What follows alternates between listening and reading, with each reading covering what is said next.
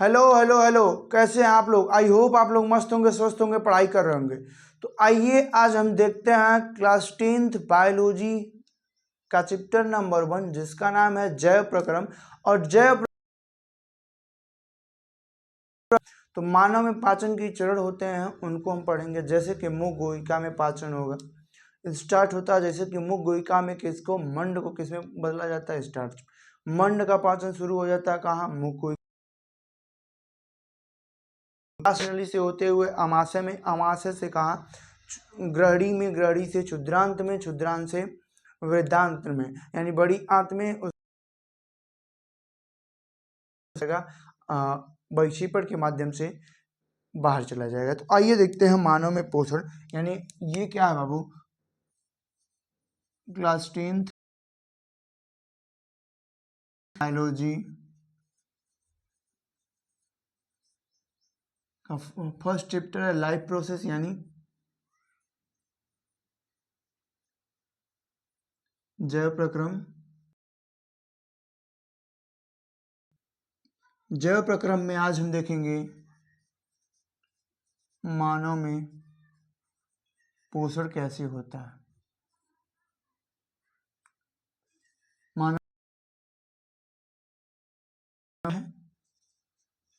मानव में पोषण के निम्न चरण हैं। चरण है, कैसे कैसे हो सकता है? तो पहला आप बोल सकते हो कि भोजन का क्या होगा, भोजन का अंतर्ग्रहण, अंतर्ग्रहण होगा, अंतर्ग्रहण होगा।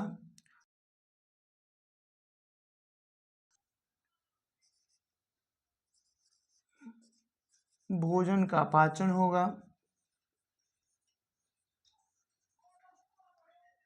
और क्या होगा, भोजन का स्वांगीकरण होगा, स्वांगी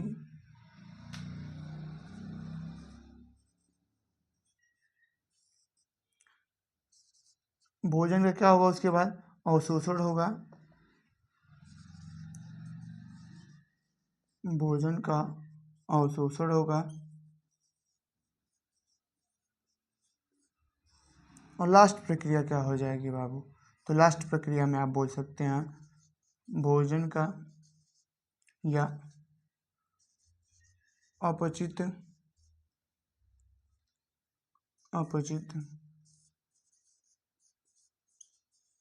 भोज्य पदार्थ का बहिक्षेपण हो जाएगा। बहिक्षेपण का मतलब क्या होगा कि बाहर निकल जाएगा, बहिक्षेपण होगा। ठीक है, तो आइए देखते हैं कि मानव में पोषण यानी अंतर्ग्रहण कैसे होता है। अंतर्ग्रहण के बारे में देख लेते हैं। यानी आप किसमें बोल सकते हैं कि अंतर्ग्रहण भोजन का मुख में प्रवेश कराना,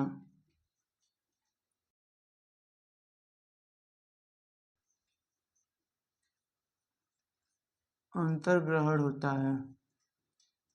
अंतर्ग्रहण ग्रहण होता है।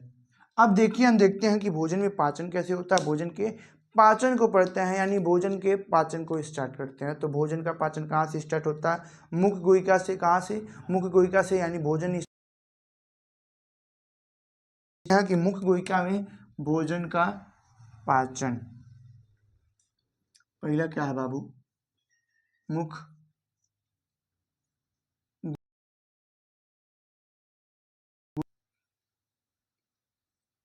में भोजन का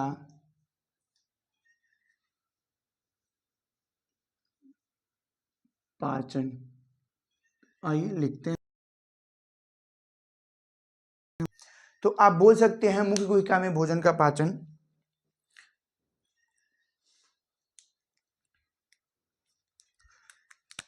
तो लिखिए, मुख गुहिका में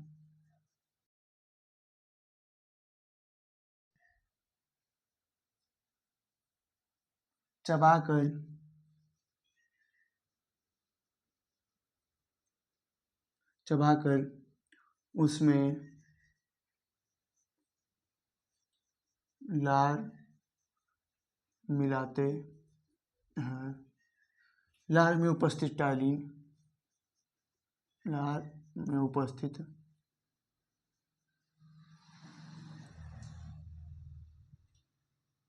टाइलिन नामक एंजाइम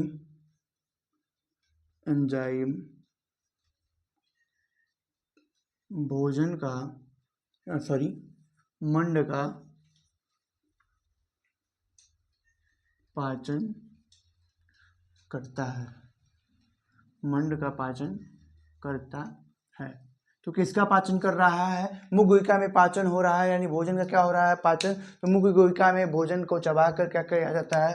भोजन को चबाकर उसमें लार मिलाते हैं। लार में उपस्थित टाइलिन नामक एंजाइम मंड का पाचन करता है। तो टाइलिन क्या करता है? टाइलिन मंड का पाचन करता है। किसका पाचन करता है? मंड का। आई होप आपको समझ में आ रहा होगा किसका पाचन करता है? मंड का। आइए दूसरा देख लेते हैं कि अमाशय में पाचन।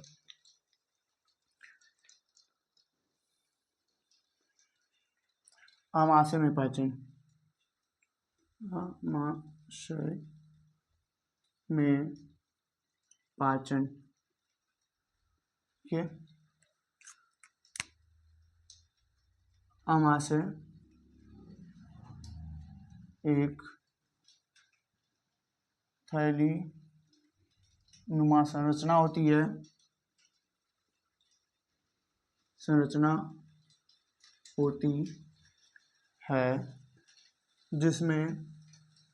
जिसमें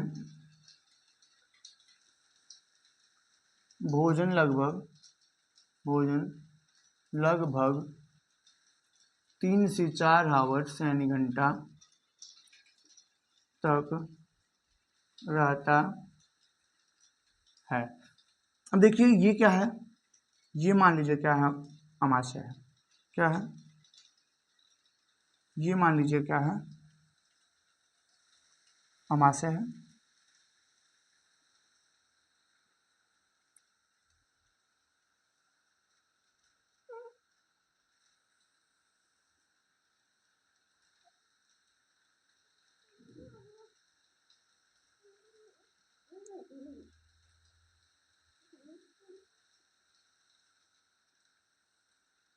ये क्या है? अमाशय है। अमाशय की दीवार, ये मान लीजिए क्या है? ये अमाशय की दीवार है। ये क्या है? ये अमाशय की दीवार है। अमाशय की दीवार क्या करती हैं? आंतरीय रस का स्राव करती हैं। किसका स्राव करती हैं? आंतरीय रस। किसका स्राव करती हैं? आंतरीय रस का स्राव करती हैं। अमाशय की जो दीवारें होती हैं वो किसका करती हैं? आंतरीय रस का स्राव करती हैं। आंतरीय रस में क्या होता है?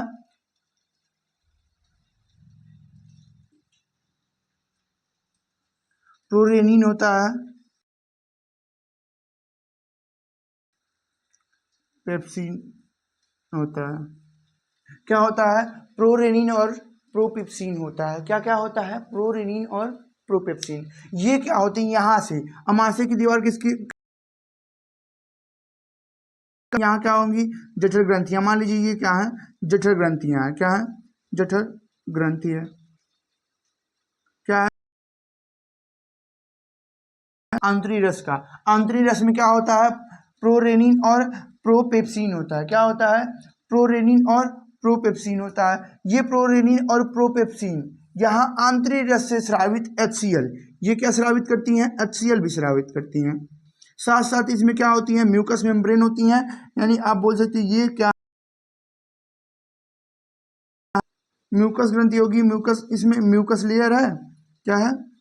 यानी श्लेष्म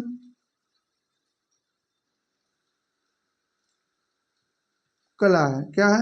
श्लेष्म कला है। श्लेष्म कला में क्या होगी? श्लेष्म ग्रंथि होगी। क्या होगी? श्लेष्म ग्रंथि होगी। और श्लेष्म ग्रंथि किसका स्राव करेगी? श्लेष्म का। किसका स्राव करेगी? श्लेष्म का स्राव करेगी।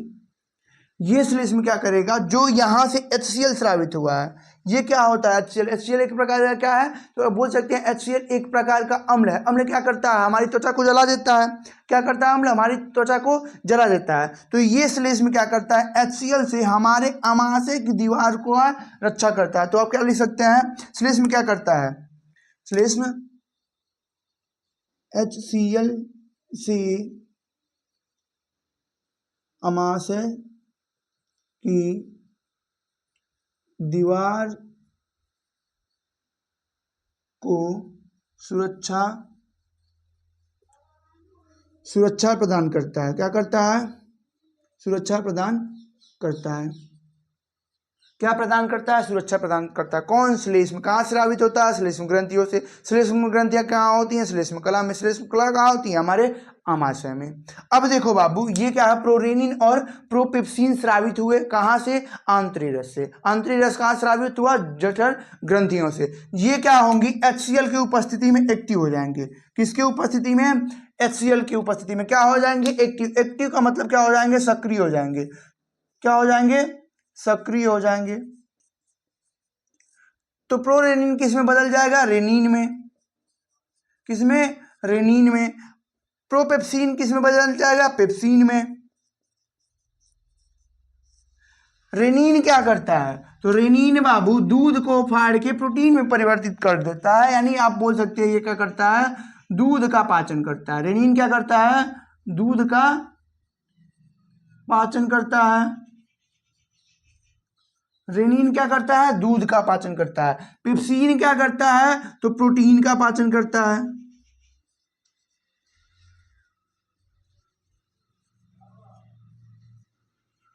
क्या करता है, प्रोटीन का पाचन करता है। तो देखिए, आइए देखिए एक बार और देख लेते हैं। ये क्या है, अमाशय में पाचन। अमाशय में लगभग एक थैलीनुमा संरचना है, जिसमें लगभग क्या होती है, भोजन 3 से 4 घंटे तक रहता है। कितने देर तक, 3 से 4 घंटे तक, 3 से 4 घंटे तक रहता है। अब देखिए, ये है हमारा अमाशय। क्या है, अमाशय। इस अमाशय में दीवार होती है। दीवार में क्या होंगी, जठर ग्रंथियां होंगी। क्या होंगी, जठर ग्रंथियां होंगी। ये जठर ग्रंथियां किसका स्राव करेंगी, आंतरी रस का। क्या, किसकी स्राव करेंगी, आंतरी रस का। ये आंतरी रस में क्या क्या होते हैं, प्रोरेनिन और प्रोपेप्सिन। क्या क्या होते हैं, प्रोरेनिन और प्रोपेप्सिन होता है। प्रोरेनिन और प्रोपेप्सिन HCl की उपस्थिति में, किसकी उपस्थिति में, HCl की उपस्थिति में सक्रिय हो जाता है। क्या हो जाता है, सक्रिय हो जाता है। किसकी उपस्थिति में सक्रिय हो जा रहा है, HCl की। क्या बनाता है, रेनिन और पेप्सिन। क्या बनाता है, रेनिन और पेप्सिन। रेनिन क्या करता है, दूध का पाचन करता है। रेनिन क्या करता है, दूध का पाचन करता है। पेप्सिन क्या करता है, प्रोटीन का पाचन करता है। आई होप आप लोगों को समझ में आया होगा। आइए आगे देखते हैं बाबू, ग्रहणी में पाचन। ग्रहणी में पाचन देख लेते हैं। तो देखिए, ग्रहणी में पाचन कैसे होता है, तो काइम बन गया होता है। यानी तुम अमाशय में देखे थे आप लोग कि अमाशय में जो पाचन हो रहा था, यानी अब 3-4 घंटे तक उसे क्या किया जाता था, इकट्ठा करके। आप पेप्सिन क्या कर रहा था, प्रोटीन को पचा रहा था। रेनिन क्या कर रहा था, दूध को पचा रहा था। उसी प्रकार से वो क्या बन गया होता है, वो एक बोल सकते हैं लेई जैसा पदार्थ बन गया होता है, जिसको हम क्या कहते हैं, उस लेई जैसे पदार्थ को हम क्या कहते हैं, काइम कहते हैं। तो ग्रहणी में किसका पाचन होता है, आप बोल सकते हैं काइम का पाचन होता है। काइम कहाँ तक पहुंचाया, ये सी से जो आकार की दिख रही है आपको, ये क्या है, काइम है। क्या है, काइम है। ये काइम मान लीजिए, ये मान लीजिए काइम है। ये काइम कहाँ तक पहुंच चुका है, ग्रहणी तक। तो लीवर से क्या स्रावित होगा, तो लीवर से बाबू स्रावित होगा, आप बोल सकते हैं कि पित्त रस स्रावित होगा। क्या स्रावित होगा, पित्त रस। पित्त रस स्रावित होगा। कैसा होता है, क्षारीय होता है। कैसा होता है, क्षारीय। क्षारीय होने के कारण ये क्या करता है, इसका यानी आप बोल सकते हैं कि काइम की अम्लीयता को दूर करता है।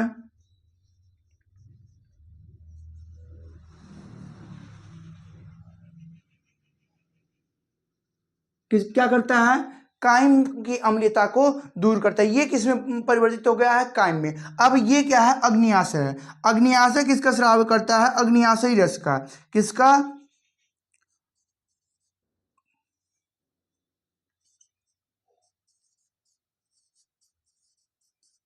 अग्न्याशयी रस का। अग्न्याशयी रस का स्राव करता है। किसका स्राव करता है, अग्न्याशयी रस का। अग्न्याशयी रस में क्या क्या होता है बाबू, तो आप बोल सकते हैं अग्न्याशयी रस में क्या क्या होता है, तो आप बोलते हैं कि अग्न्याशयी रस में ट्रिप्सिन, एमाइलोप्सिन, स्ट्रिप्सिन होता है। ये सब क्या करते हैं, तो आइए देखते हैं। ट्रिप्सिन क्या करता है बाबू, अधपचे प्रोटीन का पाचन करता है। किसका पाचन करता है, अधपचे प्रोटीन का पाचन करता है। अधपचे प्रोटीन का पाचन करता है। शर्कराओं और मंड को ग्लूकोज में बदल देता है। किसमें, ग्लूकोज में बदल देता है। बदल देने का अर्थ क्या है, परिवर्तित कर देता है। तीसरा क्या है बाबू, तीसरा स्टेपो वसा को वसीय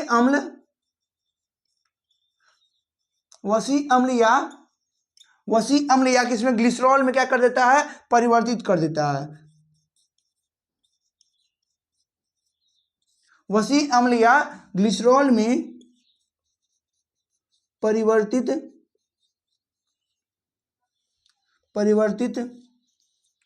कर देता है। कौन परिवर्तित कर देता है, तो आप बोल सकते हैं स्टेप्सिन क्या कर देता है, वसा को वसीय अम्ल और ग्लिसरॉल में परिवर्तित कर देता है। एमाइलोप्सिन क्या करता है, ये शर्करा और मंड को क्या करता है, ग्लूकोज में बदल देता है। ट्रिप्सिन क्या करता है, अधपचे, यानी आप बोल सकते हो कि इसमें बन गया पेप्टोन्स, प्रोटीन अधपचा होता है। यानी तुम देखे हो कि पेप्सिन क्या कर रहा था, पेप्सिन प्रोटीन को किसमें परिवर्तित करता है, तो बोल सकते हो ये प्रोटीन है, मान लीजिए ये क्या था, पेप्सिन था। पेप्सिन किसमें बनाता है, पेप्टोन्स बना देता है। क्या बनाता है, पेप्टोन्स। ये पेप्टोन्स क्या होते हैं, अधपचे प्रोटीन होते हैं। क्या होते हैं, अधपचे प्रोटीन होते हैं। इन अधपचे प्रोटीन्स को ट्रिप्सिन क्या करता है, पचाता है। क्या करता है, पचाता है। आई होप आपको समझ में आया होगा। आइए अब देख लेते हैं बाबू, लिख लेते हैं कि कैसे ग्रहणी में पाचन होता है। तो आप बोल सकते हैं लीवर यानी यकृत से स्रावित पित्तरस ग्रहणी में उपस्थित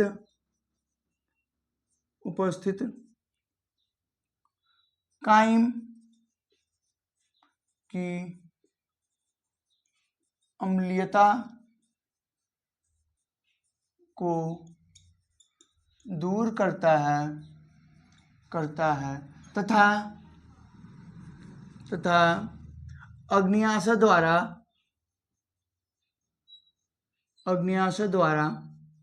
स्रावित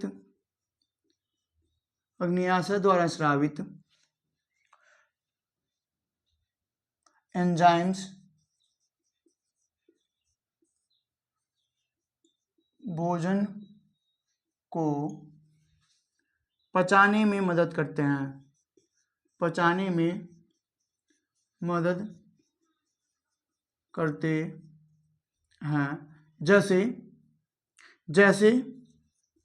जैसे में आप क्या लिख सकते हैं, ये रहा।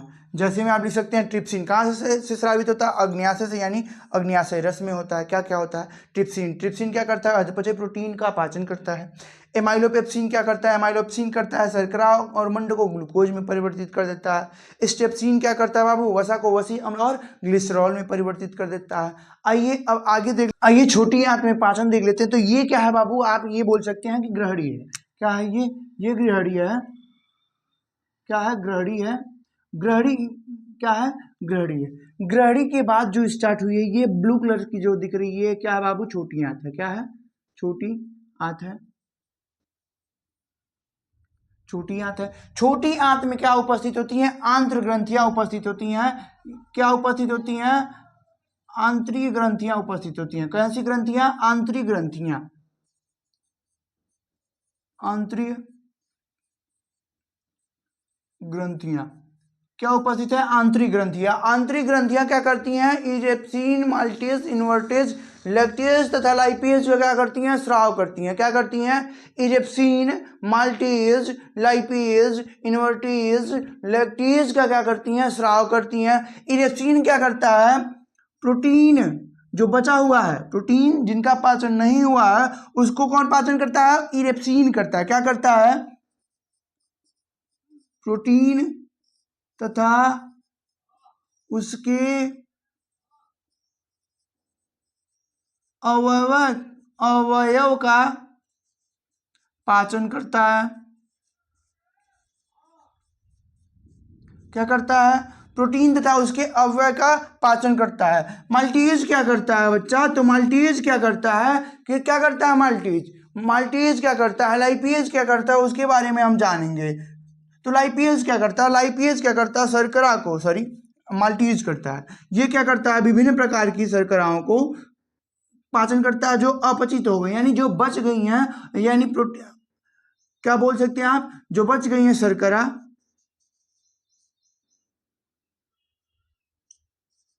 शर्करा तथा उनके अवयव का पाचन करता है। तीसरा क्या है? लाइपेज है। लाइपेज क्या करता है? तो लाइपेज ये वसा का पाचन करता है, यानी जो बचा हुआ वसा है उसका पाचन कौन कर रहा है? वसा का पाचन करता है। कौन? लाइपेज। आई होप आप लोगों को यहाँ तक समझ में आया होगा। आइए देखते हैं क्या होता है अवशोषण, उसके बारे में जानते हैं, यानी भोजन का अवशोषण क्या होता है, भोजन के अवशोषण को जान लेते हैं। भोजन का अवशोषण क्या होता है? तो आप बोल सकते हैं कि आहार नाल में पचित भोजन के, किसके? पचित भोजन के अणुओं का, किसके? पचित भोजन के अणुओं का विसरण द्वारा रक्त में जाने की प्रक्रिया को अवशोषण कहते हैं। किसको? आहार नाल में पचित भोजन के अणुओं को विसरण के द्वारा, किसके द्वारा? विसरण के द्वारा रक्त में जाने की प्रक्रिया को अवशोषण कहते हैं। भोजन का स्वांगीकरण क्या होता है? अवशोषण हो गया पदार्थ का।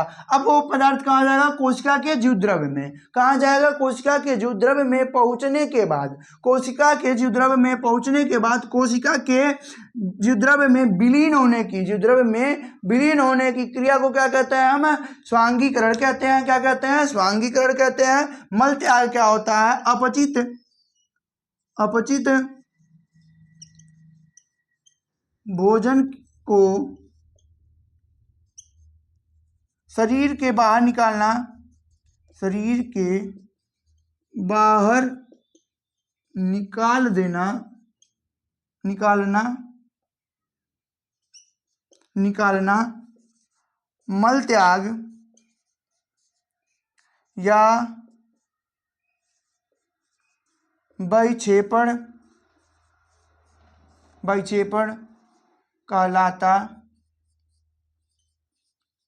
कहलाता है। आई होप आप लोगों को यहाँ तक समझ में आया होगा।